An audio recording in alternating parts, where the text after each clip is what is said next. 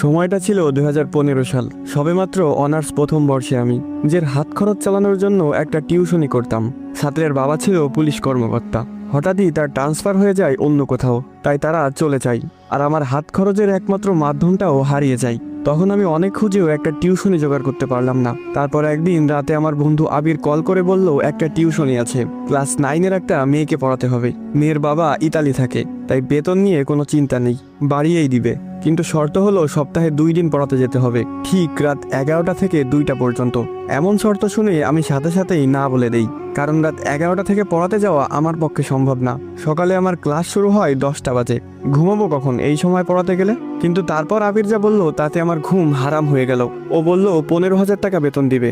এবার ভেবে দেখ, তখন আমার কাছে 15,000 টাকা 15 লক্ষ টাকার সমান। আমি খুশিতে গদগদ করে হ্যাঁ বলে দিলাম। আবির আমাকে ঠিকানা টেক্সট করে দিল আর বলল শুধুমাত্র শনিবার এবং রবিবার রাতে যেতে হবে। আমার কাছে বিষয়টা কেমন জানি অদ্ভুত লাগলো, কিন্তু টাকার নেশায় কিছুই মাথায় নিলাম না। 2 দিন পর শনিবার আমি রওনা দিলাম আবিরের দেওয়া ঠিকানা অনুযায়ী। শহর থেকে অনেকটা বাইরে হিন্দুপাড়া নামের একটা গ্রাম আছে, সেখানে বেশিরভাগ বাসিন্দাই হিন্দু ধর্মের অনুসারী। আমি সেখানে গিয়ে একজনকে ঠিকানা দেখিয়ে বললাম, ভাই এই বাড়িটা কোন দিকে বলতে পারেন? সে আমার দিকে কিভাবে যেন তাকিয়ে থাকলো কিছুক্ষণ, তারপর বলল সামনে গিয়েই একটা পুরনো বিল্ডিং পাবেন, ওইটাই আপনার ঠিকানা। আমি সামনে হাঁটা শুরু করলাম। একবার পিছনে তাকিয়ে দেখলাম লোকটা এখনো সেই অদ্ভুত ভঙ্গিতে আমার দিকে তাকিয়ে আছে।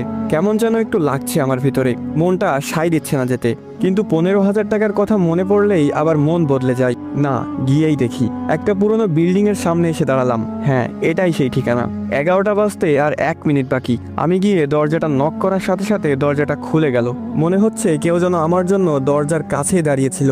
দরজা ধাক্কা দিতেই খুলে গেল, খ্যাত করে একটা শব্দ হলো, কিন্তু সেখানে কেউ ছিল না। তাহলে দরজা খুললো কে? আমি কখনো ভূত প্রেত এসবে ভয় পেতাম না, অনেক দেখেছি জীবনে এসব। একটা কথা বুঝে গিয়েছিলাম, সেটা হলো তাদেরকে ভয় পেলেই তারা মাথায় চড়ে বসে। তাই নিজেকে খুব শান্ত করে বাসায় প্রবেশ করলাম। বাসার ভিতরটা কেমন যেন অন্যরকম দেখতে। প্রতিটা দেয়ালে আরবিতে কিছু লেখালেখি করা, অদ্ভুত অদ্ভুত ছোট পোকামাকড়ের দৃশ্য আঁকা। সবচেয়ে বড় কথা, বাসার ভিতরটা একদম নিস্তব্ধতায় ঘেরা, কোনো একটা ছোট শব্দ কানে আসছে না। একজন মধ্যবয়স্ক মহিলা একটা রুম থেকে হাসি মুখে বেরিয়ে এলেন। আমাকে বলল, তুমি নিশ্চয় গালিব, আবির তোমাকে পাঠিয়েছে। আমিও একগাল হেসে দিয়ে বললাম, জি আন্টি। তারপর আন্টি একটা রুম দেখিয়ে দিয়ে বলল, ওই রুমে যাও, রিশফা ওখানেই আছে, দেখো বাবা, ভালো মতো পড়াতে হবে, ও অনেক ফাঁকিবাজ। ও, তার মানে আমার ছাত্রীর নাম রিশফা? আমি বললাম, সেটা নিয়ে আপনি চিন্তা করবেন না আন্টি, আমি রিশফাকে ব্রিলিয়ান্ট স্টুডেন্ট বানিয়ে দিব। এই বলে রুমে গেলাম। দেখলাম রিশফা এক মনে খাতায় কি যেন অঙ্কন করছে। আমি গিয়ে হালকা কাশি দিতেই সে উঠে সালাম দিল। আমি সালামের উত্তর দিয়ে বসলাম। খাতার দিকে লক্ষ্য করে দেখলাম সে অদ্ভুত একটা প্রাণীর ছবি আঁকছিল। এমন প্রাণী বাস্তবে নেই, শুধু কল্পনাতেই আঁকা সম্ভব।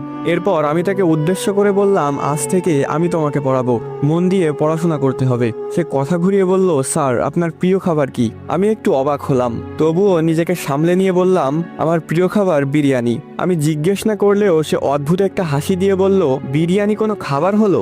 আমার তো প্রিয় তাজা রক্ত আর মানুষের মস্তক। একটু ঘাবড়ে গিয়ে বললাম, এসব কি ধরনের আর কি? আমি তো আমার স্যার, পড়াশোনা বাদে কোনো ফালতু কথা হবে না আজ থেকে। সে একটু মন খারাপ করে পড়ায় মনোযোগ দিল। বারবার আমার মনে হচ্ছিল কেউ যেন উকি দিয়ে আবার চলে যাচ্ছে। হতে পারে আন্টি তার মেয়েকে ঠিকমতো পড়াচ্ছে কিনা সেটা দেখছে হয়তো। আমার চোখ খুব জ্বলতে লাগলো হঠাৎ করে, মনে হচ্ছে কেউ যেন চোখে মরিচ জ্বলে দিয়েছে। আমি রিশফাকে পড়া দেখিয়ে বললাম, তোমাদের ওয়াশরুমটা কোন দিকে? সে হাতের ইশারায় দেখিয়ে দিল। আমি তাড়াতাড়ি ওয়াশরুমে গিয়ে চোখে পানি দিলাম। তারপর আয়নায় তাকিয়ে দেখলাম চোখ লাল হয়ে আছে।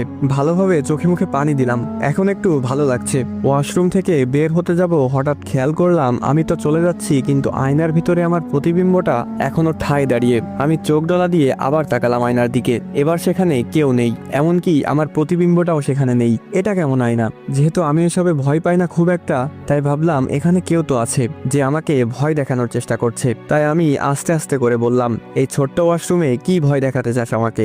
সাহস থাকলে বাইরে দেখা করিস। এই বলে চলে আসলাম। রিশফা বলল, স্যার তাকে দেখেছেন? আমি হকচকিয়ে উঠলাম, মানে কাকে দেখব? রিশফা কিছু না বলে তার আঁকা সেই প্রাণীটার দিকে তাকালো। কেমন যেন অদ্ভুত লাগছে তার আচরণ। সেই দিনের মতো পড়ানো শেষ করে বের হলাম বাসা থেকে। বাসার ভেতরের তাপমাত্রা আর বাইরের তাপমাত্রার অনেক পার্থক্য। বাসার ভেতরটা যেন অন্য একটা জগৎ। রাত তখন 2টা। আমি হিন্দু পাড়ার চিকন গলি দিয়ে হাঁটছি। তখন কোনো গাড়ি পাবো না জানি, তাই হেঁটেই যেতে হবে। হঠাৎ দেখলাম একটা গাছের নিচে কেউ একজন দাঁড়িয়ে আছে। তার মুখটা তো বোঝা যাচ্ছে না, কিন্তু দেহটা বিশাল আকৃতির, যেমনটা রেসলারদের হয়। আমি বুঝে গেলাম এটা অন্য কিছু, তাই তাকে পাশ কাটিয়ে যাওয়ার সময় বললাম, আর মানুষ পাইলি না ভয় দেখানোর জন্য? ওপাশ থেকে আওয়াজ এলো, তোকে তো ওয়াশরুমে মেরে ফেলতাম, কিন্তু তুই সাহসের কথা বলছস, তাই এখানে তোর জন্য অপেক্ষা করছিলাম, আমার সাহস দেখানোর জন্য। আসসালামু আলাইকুম গাইস, কেমন আছেন সবাই? আশা করি সকলে খুবই ভালো আছেন। তো এখানে শেষ হয়ে যায় রিশফা গল্প পার্ট 1। যারা পার্ট 2 দেখতে চান তারা আমার ইউটিউব চ্যানেলে গিয়ে দেখে আসতে পারেন। সেখানে পার্ট 1 এবং পার্ট 2 একসাথে আপলোড করা হয়েছে। আমার ইউটিউব চ্যানেলের লিংক আমার টিকটক আইডির বায়োতে দেওয়া আছে, সেখান থেকে গিয়ে দেখে আসতে পারেন।